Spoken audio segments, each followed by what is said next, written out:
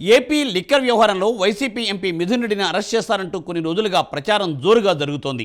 YCP హయాంలో మద్యం కుంభకోణం జరిగిందని సిఐడికి ఫిర్యాదులు అందాయి. దీంతో సిఐడి పోలీసులు కేసును నమోదు చేశారు. మిథున్ రెడ్డిని నిందితుడిగా కూడా చేర్చారు. దీంతో ఆయన ముందస్తు బెయిల్ కోసం గతంలోనే ఏపీ హైకోర్టులో పిటిషన్ వేశారు.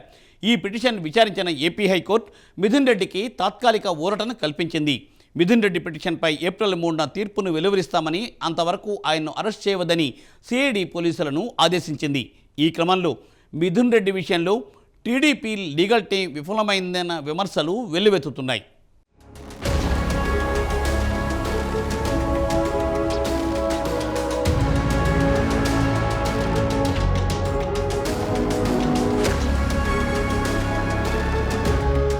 Narasaraopet TDP MP, Lok Sabha TDP పక్ష నాయకుడు శ్రీకృష్ణదేవరాయలు వైసీపీ పాలనలో జరిగిన లిక్కర్ స్కామ్ అక్రమాల గురించి లోక్సభలో ప్రస్తావించి దేశ రాజకీయ వర్గాల్లో సంచలనం సృష్టించారు.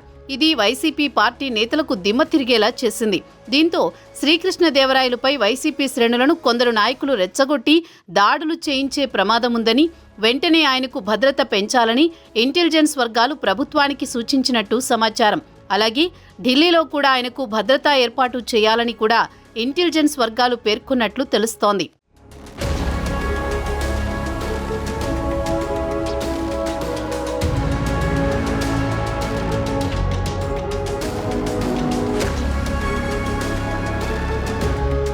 వైసీపీ హయాంలో ప్రభుత్వ మద్యం షాపుల పేరుతో ఊరు పేరు లేని బ్రాండ్లు విక్రయించి వైసీపీ నేతల వేల కోట్లు దండుకున్నారని టీడీపీ, జనసేనలు ముందు నుంచి ఆరోపిస్తున్నాయి. డిజిటల్ పేమెంట్లకు అవకాశం ఇవ్వకుండా మద్యం షాపులో విక్రయాల ద్వారా వచ్చిన నగదు సొంత ఖాతాల్లోకి, విదేశాలకు తరలించినట్లు లావు శ్రీకృష్ణదేవరాయలు లోక్సభ వేదికగా చేసిన ఆరోపణలు తీవ్ర కలకలం రేపాయి. లిక్కర్ స్కామ్లో ఇప్పటికే రాజంపేట వైసీపీ ఎంపీ మిథున్ రెడ్డికి సిఐడి ఉచ్చు బిగుసుకుంటోంది.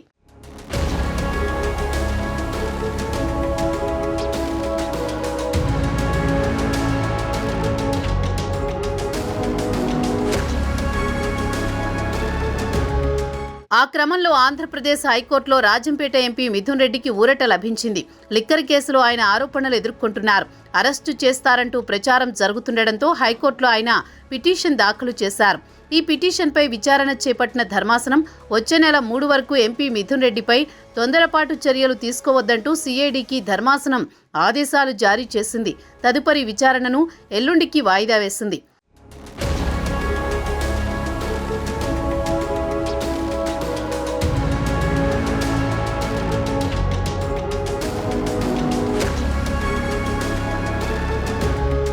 కాగా వైసీపీ హయాంలో మద్యం కుంభకోణం జరిగినట్లు గత సెప్టెంబర్లో సిఐడి అధికారులకు ఫిర్యాదులు అందాయి.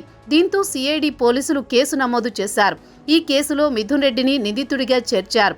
ఈ కేసులో తనకు ముందస్తు బెయిల్ ఇవ్వాలని గతంలోనే హైకోర్టును మిథున్ రెడ్డి కోరారు. అయితే ముందస్తు బెయిల్ ఇచ్చేందుకు నిరాకరించింది. కనీసం అరెస్టు నుంచి రక్షణ కల్పించాలని ధర్మాసనం ఎదుట వాదనలు వినిపించారు. ఈ మేరకు తాజాగా మిథున్ రెడ్డికి ఊరట కల్పిస్తూ ఆదేశాలు జారీ చేసింది ధర్మాసనం.